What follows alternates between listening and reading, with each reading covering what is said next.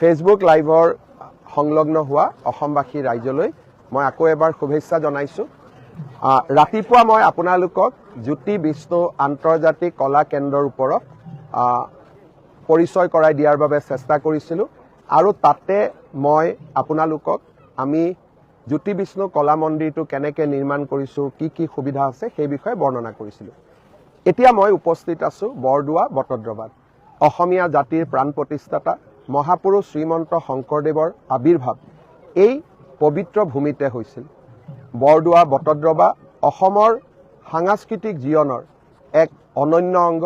আধ্যাত্মিক জগতৰ বাবে ই এক ধ্ৰুৱতৰাস্বৰূপ। মহাপুৰুষ শ্ৰীমন্ত শংকৰদেৱৰ নাম মনলৈ আহিলেই বৰদোৱা আৰু বটদ্ৰৱাৰ নাম মনলৈ আহিবই।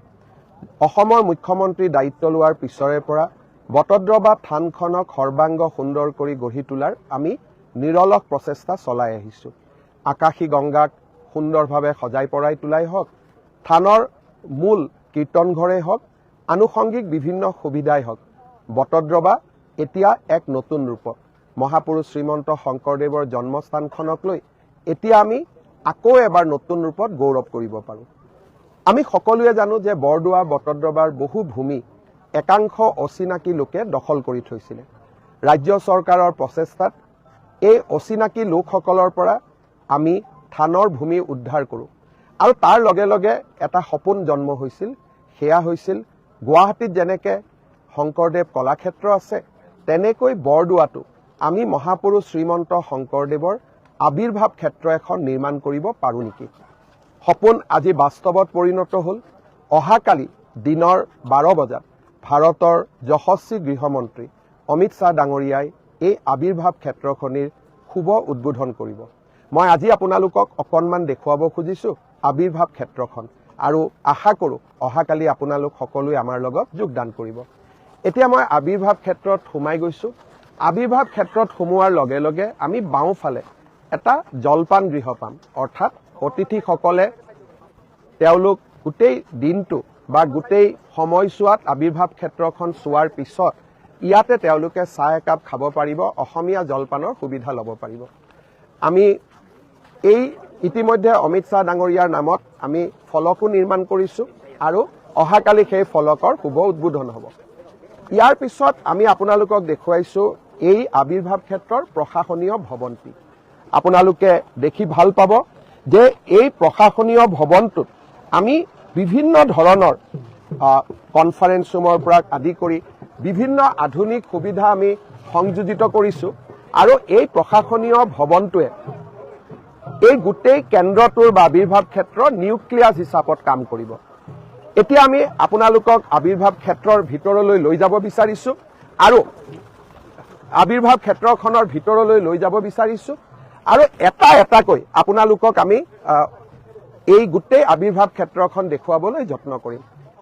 অলপমান সন্মুখলৈকে চাওক, গুৰু আসন। এই গোটেই আবিৰ্ভাৱ ক্ষেত্ৰখনৰ কেন্দ্ৰবিন্দু হ'ব এই গুৰু আসনখন। অহাকালিৰ অনুষ্ঠানৰ বাবে আমাৰ ভাগিনহঁতে প্ৰস্তুতিও কৰি আছে আৰু তেওঁলোকে অহাকালি তেওঁলোকৰ অনুষ্ঠান গৃহমন্ত্ৰী ডাঙৰীয়াক প্ৰদৰ্শন কৰিব। মই আপোনালোকক গুৰু আসনৰ ভিতৰলৈকে লৈ যাব খুজিম, কিন্তু গুৰু আসনৰ ভিতৰলৈ লৈ যোৱাৰ আগতে মই আপোনালোকক দেখুৱাব খুজিছোঁ এই আবিৰ্ভাৱ ক্ষেত্ৰত আমি প্ৰস্তুত কৰা গৱেষণা কেন্দ্ৰ। এতিয়া বাহিৰৰ পৰা আপোনালোকে যেতিয়া ইয়াক চাব, ই খোলৰ আকৃতিত নিৰ্মাণ কৰা হৈছে। এই গোটেই আবিৰ্ভাৱ ক্ষেত্ৰখনি বটগছৰ আৰ্হিত ইয়াক নিৰ্মাণ কৰা হৈছে। বটগছ এডালৰ ঠাল ঠেঙুলি যেনেকৈ সকলো ফালে বিয়পি থাকে সেই ধৰণে আমি ইয়াত বিভিন্ন অনুষ্ঠান নিৰ্মাণ কৰিছোঁ। খোল আকৃতিৰ এই অনুষ্ঠানটিতে আমাৰ গৱেষণা কেন্দ্ৰ এটা আমি প্ৰতিষ্ঠা কৰিম।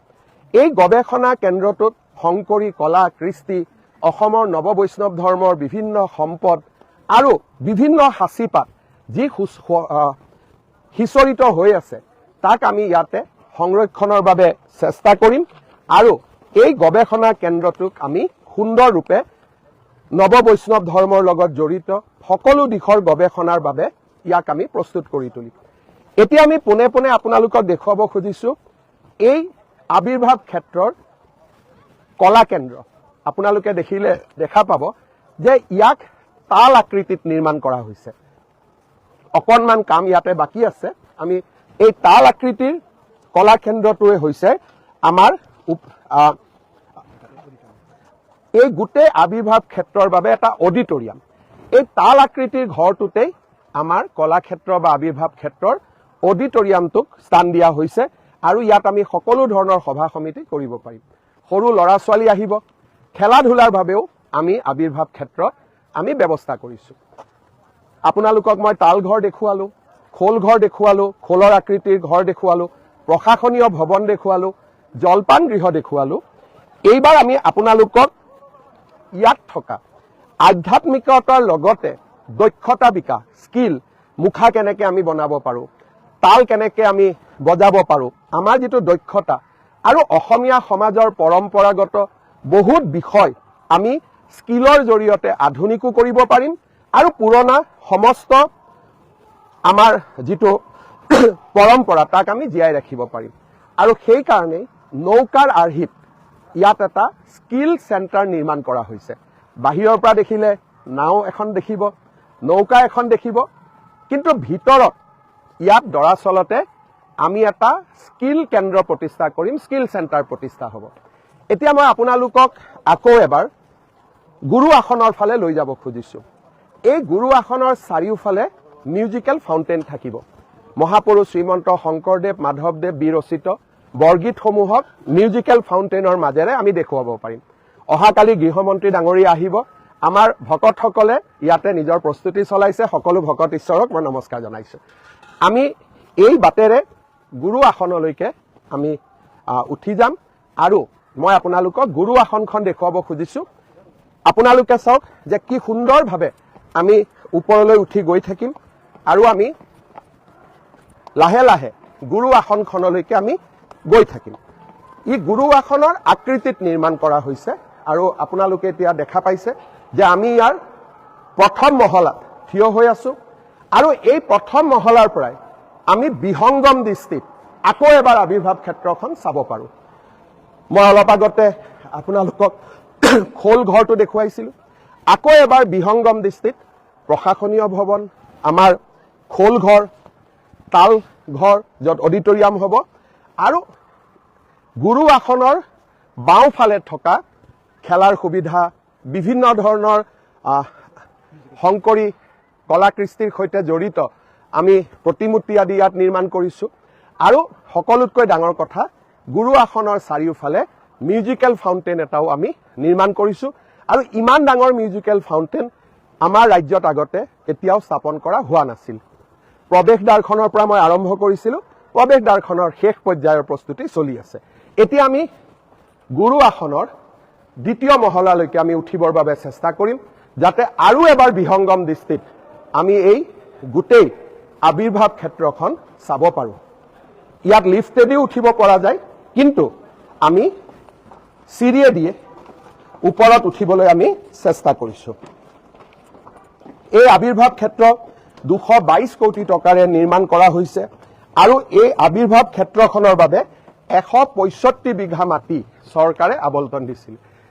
এতিয়া আপোনালোকক আকৌ এবাৰ দেখুৱাইছোঁ বিহংগম দৃষ্টিত। এইবাৰ মই গুৰু আসনৰ বাওঁফালে থকা অনুষ্ঠানবোৰ দেখুৱাইছোঁ। বগা ঘৰটো আপোনালোকে দেখিছে, সেইটো হ'ব নাটঘৰ। এতিয়াও তাত দিহা নামৰ কাৰণে আই মাতৃসকলে আখৰা কৰি আছে। অহাকালি কেন্দ্ৰীয় গৃহমন্ত্ৰীক তেখেতসকলে দিহা নাম দেখুৱাব। স্কিল চেণ্টাৰ, নৌকা কেন্দ্ৰৰ বিষয়ে মই আপোনালোকক কৈছোঁ।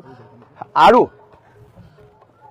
নাটঘৰ আৰু স্কিল চেণ্টাৰৰ মাজত আৰু এটা সৰু জলপান ঘৰ আৰু হেল্থ চেণ্টাৰ আমি কৰিছোঁ। স্বাস্থ্যৰ যত্ন ল'বলৈ হেল্থ চেণ্টাৰ আছে। আৰু এটা বিহংগম দৃষ্টিত মই আকৌ আপোনালোকক দেখুৱাব খুজিছোঁ যে 165 বিঘা মাটি সামৰি পোনে পোনে সেইটো জলপান ঘৰ আপোনালোকক মই দেখুৱাইছিলোঁ। এই গোটেই 165 বিঘা মাটিত এই আবিৰ্ভাৱ ক্ষেত্ৰ নিৰ্মাণ হৈ উঠিছে।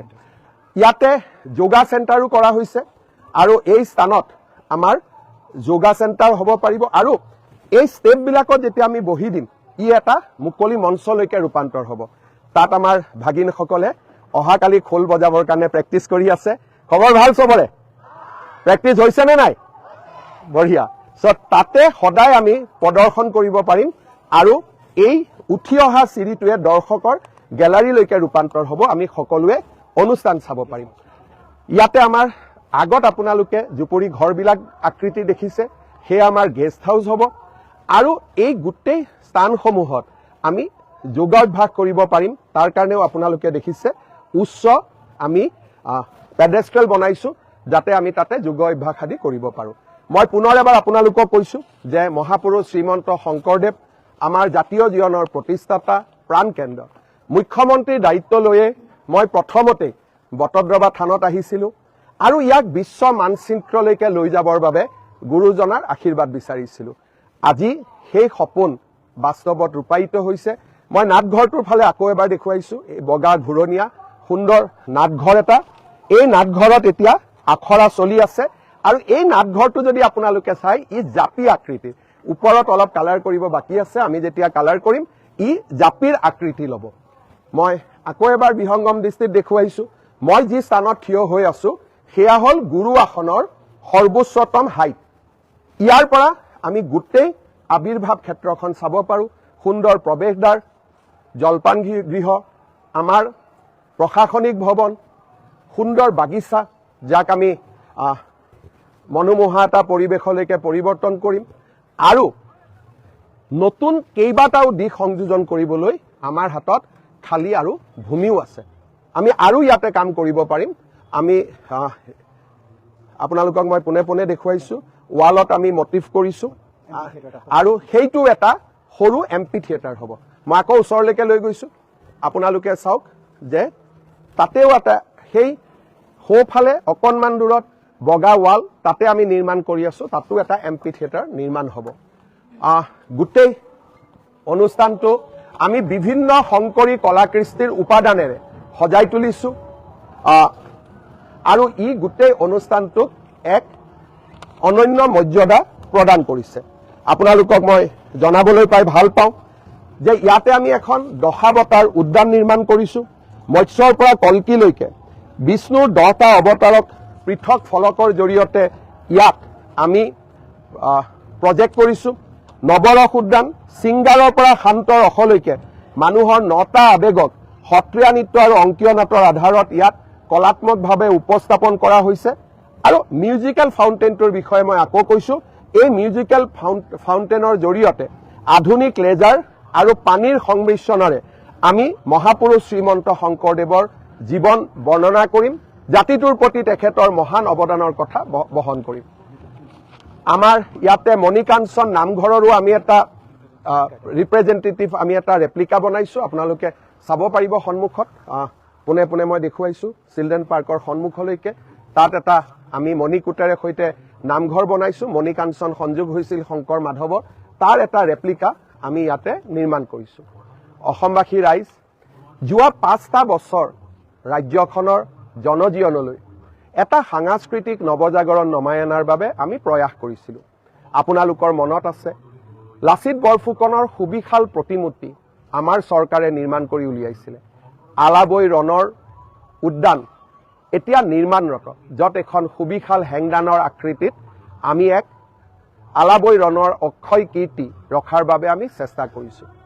আমাৰ চৰকাৰৰ কাৰ্যকালতে চৰাইদেউ মৈদামে বিশ্ব ঐতিহ্যৰ স্বীকৃতি পালে। ৰংঘৰ, আহোম সাম্ৰাজ্যৰ এক সুন্দৰ সাংস্কৃতিক অৱদান। ৰংঘৰক নতুন ৰূপত সজাই পৰাই তোলাৰ কাম ইতিমধ্যে তীব্ৰ গতিত চলি আছে। যোৰহাটতে স্বাধীনতা সংগ্ৰামীসকলৰ য'ত কাৰাগাৰত ৰখা হৈছিল, সেই স্থানটোকো আমি এখন সুবিশাল উদ্যানলৈ ৰূপান্তৰ কৰিছোঁ। ফেব্ৰুৱাৰী মাহত তাক আমি উদ্বোধন কৰিম। নগাঁৱত ডক্টৰ ভূপেন হাজৰিকা কলাতীৰ্থ আমি নিৰ্মাণ কৰি আছোঁ। আৰু বৰদোৱাত মূল থানৰ সুন্দৰ উন্নয়নৰ উপৰিও আজি থানলৈকে গ'লে আগৰ পৰিৱেশ নাই, ই এক নতুন পৰিৱেশ। মহাপুৰুষ শ্ৰীমন্ত শংকৰদেৱৰ এই আবিৰ্ভাৱ ক্ষেত্ৰ আমি নিৰ্মাণ কৰি উলিয়াইছোঁ। বিহপুৰীয়াত মাধৱদেৱৰ আবিৰ্ভাৱ ক্ষেত্ৰ বা মাধৱদেৱ ক্ষেত্ৰ আমি নিৰ্মাণ কৰিছোঁ। আৰু গুৱাহাটীত ৰাতিপুৱা আমি নিৰ্মাণ কৰা জ্যোতি বিষ্ণু কলা মন্দিৰৰ বিষয়েও আপোনালোকক মই ৰাতিপুৱা আজি জনাইছোঁ। শংকৰদেৱ কলাক্ষেত্ৰৰ লগতে মহাপুৰুষ শ্ৰী শ্ৰী দামোদৰদেৱ প্ৰেক্ষাগৃহ এটাও আমি নিৰ্মাণ কৰি উলিয়াইছোঁ। মহাপুৰুষ শ্ৰীমন্ত শংকৰদেৱৰ জন্ম হৈছিলে বৰদোৱাত, কিন্তু জীৱনৰ আটাইতকৈ তেখেতে গুৰুত্বপূৰ্ণ কামখিনি কৰিছিল পাটবাউসীত। আজি পাটবাউসীকো সৰ্বাংগ সুন্দৰভাৱে নিৰ্মাণ কৰাৰ কামত আমি ব্ৰতী হৈ আছো। মধুপুৰ সত্ৰকো সুন্দৰভাৱে নিৰ্মাণ কৰিবলৈ ৰাজ্য চৰকাৰে এখন আঁচনি প্ৰস্তুত কৰিছে। বৰপেটা সত্ৰৰ বিভিন্ন উন্নয়নমূলক কামৰ লগত আমি জড়িত হৈ আছো। অসমীয়া ভাষা ধ্ৰুপদী ভাষাৰ মৰ্যাদা পালে। আৰু আপোনালোক সকলোৱে জানে যে বৃন্দাবনী বস্ত্ৰখনো অসমীয়া মানুহে যাতে চাব পাৰে স্বচক্ষুৰে, তাকো উভতাই অনাৰ কাম আজি আমি প্ৰায় সম্পূৰ্ণ কৰিছো। এয়া জাতিৰ বাবে আনন্দৰ সময়, সাংস্কৃতিক নৱজাগৰণৰ সময়। অসমৰ ৰাইজে ভাবিব পৰা নাছিল যে এনেকৈ 5টা বছৰত এটাৰ পিছত এটাকৈ আমি আমাৰ সাংস্কৃতিক উপাদানসমূহক জগত সভালৈ লৈ যাব পাৰিম। কিন্তু মানুহৰ বিশ্বাস আছিল যে বিজেপি চৰকাৰ আহিলে নিশ্চয় কিবা এটা নতুন প্ৰয়াস আৰু প্ৰচেষ্টা হ'ব।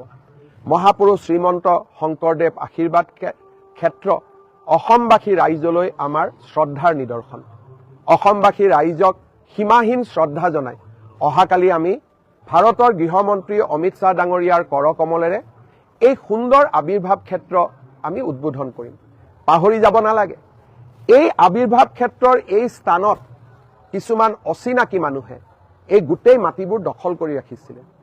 আমি অচিনাকি মানুহসকলক উচ্ছেদ কৰি, যেনেকৈ আমি চিপাঝাৰত অচিনাকি মানুহক উচ্ছেদ কৰি গৰুখুটি কৃষি প্ৰকল্প নিৰ্মাণ কৰিছো, ইয়াতো অচিনাকি লোকসকলক নিৰ্মাণ কৰি আমাৰ জাতিটোৰ প্ৰাণ প্ৰতিষ্ঠাতা মহাপুৰুষ শ্ৰীমন্ত শংকৰদেৱৰ আবিৰ্ভাৱ ক্ষেত্ৰ আমি নিৰ্মাণ কৰি উলিয়াইছো। যোৱা 5টা বছৰ আমাৰ কাৰণে প্ৰাপ্তিৰ বছৰ আছিল। আমি ভবা নাছিলো যে জোঙাল বলহুৰ পৰা আৰম্ভ কৰি উপেন্দ্ৰনাথ ব্ৰহ্মৰ প্ৰতিমূৰ্তি নতুন দিল্লীত স্থাপন কৰালৈকে আমি অসমত এক সাংস্কৃতিক বিপ্লৱ আনিব পাৰিম। মই কৃতজ্ঞ, দুইজনা গুৰুক মই সেৱা জনাইছো যে আপোনালোকৰ আশীৰ্বাদ অবিহনে এই মহান কাৰ্য কেতিয়াও সম্ভৱ নহলহেঁতেন। অলপ শুনক কি সুন্দৰ বৰগীত।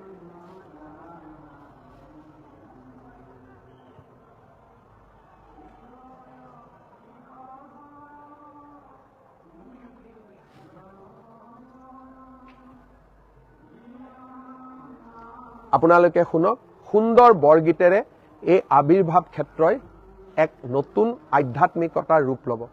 পুনৰ এবাৰ অসমবাসী ৰাইজক মোৰ শ্ৰদ্ধা জনাইছো। অহাকালি পাৰিলে আপোনালোক আহিব এই সমগ্ৰ প্ৰকল্পৰ উদ্বোধনী অনুষ্ঠানলৈ। আৰু যিসকল অহাকালি আহিব নোৱাৰিব তেওঁলোক আকৌ আহিব, পিছত হ'লেও আহিব আবিৰ্ভাৱ ক্ষেত্ৰ চাব। আজি যেনেকৈ শ্বহীদ স্মাৰক চাবলৈ হাজাৰ হাজাৰ লোক প্ৰতিদিনে আহে, তেনেকৈ এই আবিৰ্ভাৱ ক্ষেত্ৰখন চাবলৈ নিশ্চয় আপোনালোক আহিব। আজি ইয়াত আচলতে এক স্বৰ্গীয় পৰিৱেশো সৃষ্টি হৈ আছে। তাতে দিহানাম গাইছে আইসকলে, ইয়াতে শংকৰী নৃত্য সত্ৰীয়া নৃত্যৰ প্ৰস্তুতি কৰিছে আমাৰ ভাগিন ছোৱালীসকলে, ভাগিন ল'ৰাসকলে খোল বজাই পেলাই এক আধ্যাত্মিক পৰিৱেশ সৃষ্টি কৰিছে। ভকতসকলে গায়ন বায়নেৰে তেওঁলোকে এই আবিৰ্ভাৱ ক্ষেত্ৰখনক এক বৈকুণ্ঠলৈ ৰূপান্তৰ কৰিছে। মহাপুৰুষ শ্ৰীমন্ত শংকৰদেৱৰ আবিৰ্ভাৱ ক্ষেত্ৰ আজি এক বৈকুণ্ঠ তীৰ্থলৈ, বৈকুণ্ঠ ক্ষেত্ৰলৈ ৰূপান্তৰ হৈছে।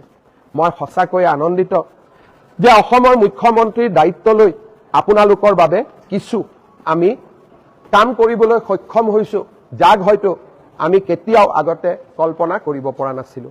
মই অনুষ্ঠানটোৰ শেষত পুনৰ গুৰু আসনৰ ভৱনৰ পৰা নামি আহিছো। এইটো এটা এমপি থিয়েটাৰ কৰিব পাৰিম আমি। তাত আমাৰ ভাগিনহঁতে য'ত খোল বনাই আছে, খোল বজাই আছে, তাতে প্ৰদৰ্শন হ'ব। আৰু আমি ইয়াত সুন্দৰ কৰি বহি আমি অনুষ্ঠানসমূহ এনেকৈ চাবও পাৰিম। বিভিন্ন সুবিধা, মানুহৰ মন আনন্দৰে উদ্বেলিত। সকলোকে ধন্যবাদ জনাই মই মোৰ ফেচবুক লাইভ সামৰণি মাৰিছো। অহাকালি আকৌ